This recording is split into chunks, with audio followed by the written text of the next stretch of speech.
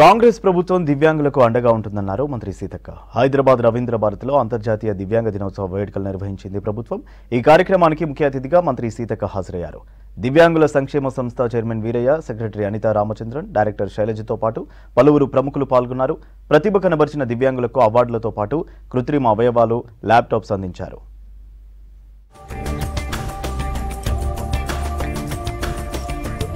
మనలో ఉన్న లోపాలకు కృంగిపోకూడదని ఆత్మవిశ్వాసంతో ముందుకు వెళ్లాలన్నారు మంత్రి సీతక్క. డిసేబిలిటీ హాస్టల్లో ప్రభుత్వం ఇచ్చిన కోచింగ్తో 92 మంది దివ్యాంగులు ప్రభుత్వ ఉద్యోగాలకు సెలెక్ట్ కావడం గొప్ప విషయమన్నారు. వారందరినీ మనస్ఫూర్తిగా తీసుకోవాలని సూచించారు. గత ప్రభుత్వం దివ్యాంగుల శాఖకు ₹1 కోటి ఇస్తే కాంగ్రెస్ ప్రభుత్వం 50 కోట్లు ఇచ్చిందన్నారు. కాంగ్రెస్ ప్రభుత్వం ఇచ్చిన మాటకు కట్టుబడి ఉంటుందని, పెన్షన్ తప్పకుండా పెంచుతామని హామీ ఇచ్చారు మంత్రి సీతక్క. అంటే మనలో ఉన్నటువంటి కొన్ని లోపాలను చూసుకుంటే బాధ అనిపిస్తుంది. కానీ ఆ బాధను చూసి బాధపడడం కాకుండా మనలో మనం ఎట్లా ఉత్సాహాన్ని నింపుకోవాలో ఈరోజు స్టేజ్ మీద మన వాళ్ళు వేసినటువంటి డ్యాన్సులు, ఆటలు, పాటలు చూస్తే మనం ఎక్కడ కూడా తక్కువ కాదు. ఇట్లా ఎంతోమంది మీలో ఉన్నటువంటి ఒక గొప్ప టాలెంట్ని కూడా ఈ ఉత్సాహం రోజు మనం బయటికి తీసుకురావడం జరిగింది.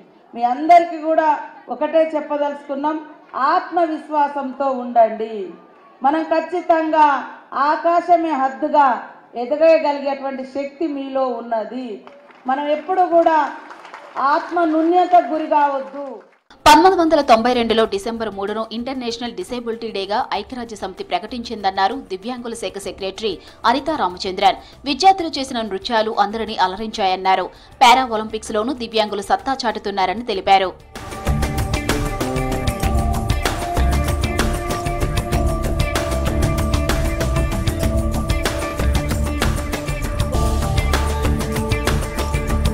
ప్రపంచ వికలాంగుల దినోత్సవం ప్రతి సంవత్సరం పండుగలో జరుపుకోవాలన్నారు దివ్యాంగుల సంక్షేమ సంస్థ చైర్మన్ వీరయ్య.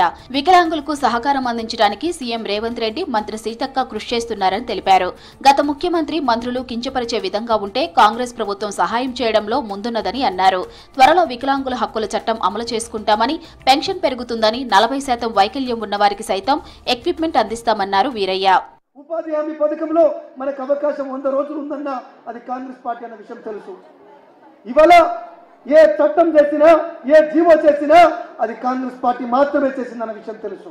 మొన్న ఎన్నికలు వచ్చినప్పుడు కూడా వికలాంగులందరూ గౌరవంగా బ్రతకాలి, ఆర్థికంగా ఉండాలి, 2 వికలాంగులు పెళ్లిళ్ళు చేసుకుంటే 12,000 రావాలి అనే ఆలోచన చేసి మేనిఫెస్టోలో పెట్టించిన వ్యక్తిని కూడా నేనే.